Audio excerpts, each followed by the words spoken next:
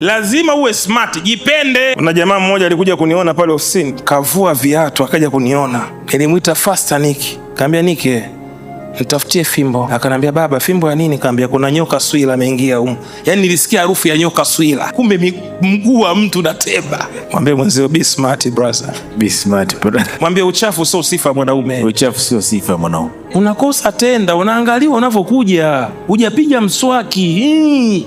Kama ile timu ni Mtibwa hiyo, so Yanga. Asante sana. Neno ya njano. Deodorant kwapa ovyo. Kwenye kazi sawa. Tukiwa tunafanya kazi tunuke. Lakini tukimaliza kazi tunaoga, tuko smart. Ndio maana hiyo ni moja wapo ya kuwa tuni, mwanze kuwa smart. Hivi brother, wewe ukienda kwa bosi, unamwambia mimi ni fundi, umeenda hivi. Jamani, ananyimwa kazi wewe? Hata kuangalia. Unajua atakwambiaje? Kampuni yako iko wapi? Yaani inaonekana kampuni. Sasa nenda unavyoendaga, na t-shirt liko hapa, limeshanika hapa, chuchu inaonekana. Unaonekana kama unataka kumbaka bosi hivi. Unaelewa vizuri eh? Sema amina. Amen.